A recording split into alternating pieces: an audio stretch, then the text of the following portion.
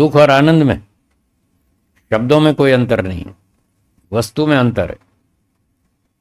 प्रकृति से जो हमें सुख मिलता है, खाना पीना घूमना फिरना, इंद्रियों से जो सुख मिलता है, उसका नाम सुख भी है आनंद भी है।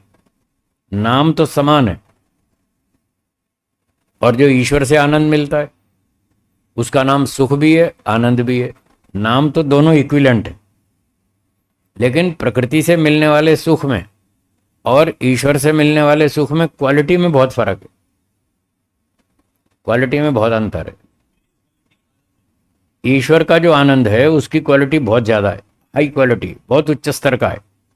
और जो प्रकृति से सुख मिलता है इसकी क्वालिटी बहुत घटिया है। सुख की क्वालिटी में अंतर है, नाम में कोई फर्क नहीं है। आप प्रकृति वाले को आनंद भी कह सकते हैं, सुख भी कह सकते हैं। लोग खाना खाते हैं बढ़िया और फिर कहते हैं वाह आज तो आनंद आ गया तो ईश्वर का लिया था या भोजन का लिया था? तो भोजन वाले को भी आप आनंद बोल रहे हैं, आप भी बोलते हैं और महर्षि जी ने भी लिखा है।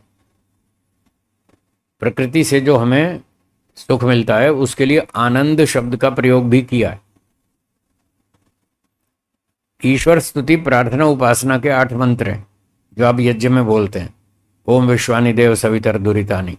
इसका जो अंतिम मंत्र है 8वां, अग्ने नय सुपथाराय, इसके हिंदी व्याख्या में लिखा है महर्षि जी ने सबसे अंतिम शब्द, और सर्वदा आनंद में रहें।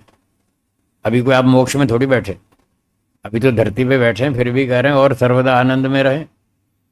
तो इसका मतलब प्रकृति वाला सुख है उसको भी आनंद बोल रहे हैं। अभी तो प्रकृति वाला ही भोग रहे हैं, उसको भी आनंद शब्द से बोल रहे हैं महर्षि दयानंद जी। और एक इससे दूसरा प्रमाण सत्यार्थ प्रकाश के 9वें समोल्लास में लिखा है। वहां लिखा है यदि जीव का ब्रह्म में लय होता, क्या लिखा है? यदि जीव का ब्रह्म में लय होता तो मुक्ति का सुख कौन भोगता? वहां मुक्ति का सुख लिखा है, आनंद नहीं लिखा। तो इससे पता चलता है वो मुक्ति वाले को भी सुख नाम से बोलते हैं। प्रकृति वाले को तो सुख सभी बोल रहे हैं, आप भी बोल रहे हैं, सब भी बोल रहे हैं। मुक्ति वाले को भी महर्षि दयानंद जी सुख शब्द से बोल रहे हैं। तो उनकी दृष्टि में सुख शब्द और आनंद शब्द में कोई फर्क नहीं, शब्दों में फर्क नहीं, क्वालिटी में फर्क है।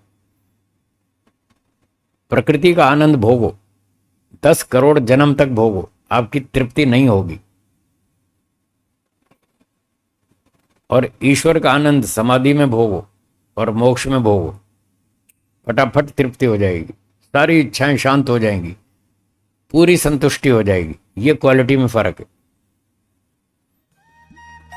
तो मैं कई बार ऐसे सुनाता रहता हूं मोक्ष की ओर प्रेरणा